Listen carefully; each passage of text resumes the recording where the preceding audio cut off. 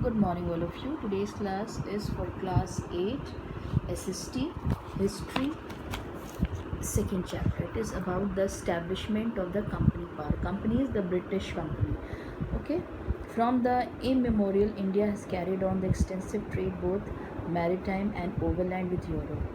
India का trade या business होता था यूरोप के संग, और इंडिया की बहुत सारी चीज़ों की डिमांड जो थी वो यूरोप में थी। और जब से अलेक्जेंडर या सिकंदर ने हमारे देश पर आक्रमण किया था, तब से इंडिया और यूरोप के बीच में ट्रेडिंग के या बिज़नेस के या व्यापार की बहुत सारी चीज़ें शुरू हो गई थी।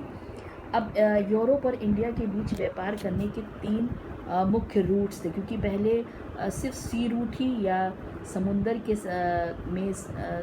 द्वारा ही व्यापार किया जाता था, यानी शिप्स के द्वारा ही व्यापार किया जाता, तो उस पर एरोप्लेन्स नहीं थे। तो तीन मेन सी रूट्स थे जिसके बारे में यहाँ पर दिया गया है। Indo European trade between the dawn of 15th century, second route पहला था इंडो यूरोपियन रूट था, सेकेंड था Mediterranean sea via Syria, and third passing through the Red Sea reach the Egypt. तो ये सारे रूट थे इससे इंडिया और यूरोपियन कंट्रीज़ के बीच में व्यापार होता था। The Asian portion of the Indian trade was controlled by the Arab merchants, where the Mediterranean and the European part is under the control of the Roman traders. India spices, cotton, fabrics and indigo were greatly in demand. और किन main चीज़ों का व्यापार होता था India और European कंट्रियों के बीच में?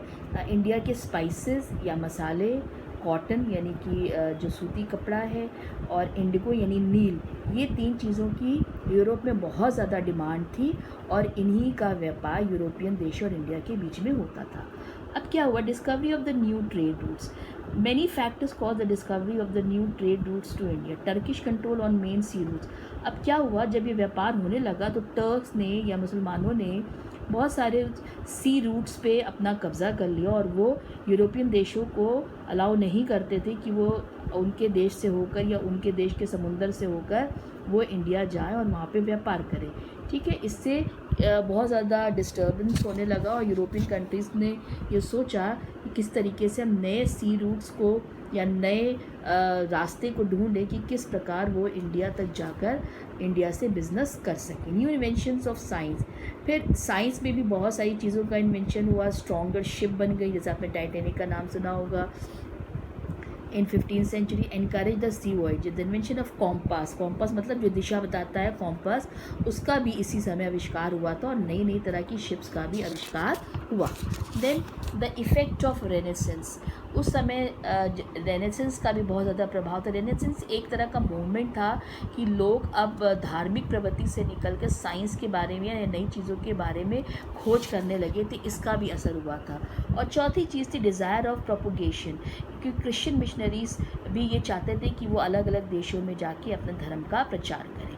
तो इस तरीके से जो नए नए सी रूट्स ढूंढे गए, सबसे पहले आप देखिए 8 जुलाई 1497 को आपको सबको पता होगा कि वास्को डी गामा ने लिस्बन या पोर्चुगल से इंडिया का सी रूट ढूंढा था अपनी 4 शिप्स को लेके, और ये बहुत ही ज़्यादा हिस्ट्री में फेमस है। तो सब हमारे देश में व्यापार करने के लिए 4 लोग आए। पोर्चुगीज़, फिर है ब्रिटिश, आप देख सकते हैं इस चैप्टर में।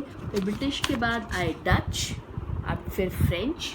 ठीक है, ये सारे लोग हमारे देश में आप देख सकते हैं। डच आए, उसके बाद ब्रिटिश आए, और सबसे लास्ट में फ्रेंच लोग आए। ये लोग, इनके बारे में आप पढ़ लीजिएगा, अलग अलग चीज़ें हैं, अलग अलग ईयर में है, कौन कब आया, किस शिप से आया, किस सी रूट से आया, और आके इन्होंने अपने देश के बीच में, क्योंकि ये सब यूरोपियन कंट्रीज़ थी, और उन्होंने इंडिया के बीच में इंडिया के संग व्यापार करने की कोशिश करी। उन्होंने आके व्यापार शुरू किया। इनकी ग्रोथ कैसे हुई, फिर इनका फॉल कैसे हुआ, डिक्लाइन कैसे हो गए, फिर ब्रिटिश कैसे आए, कब आए, कौन कौन आया, ये आपको पढ़ने की आवश्यकता है, क्योंकि ये बहुत सारी चीज़ें जो आपको पढ़ना पड़ेगी। सर जॉन हॉकिंग्स आए, टॉमस रो आए, ये सब इनकी ग्रोथ कैसे हुई, उसके बाद फिर डिक्लाइन कैसे हुए, फ्रेंच लोग कब आए, राइज एंड फॉल।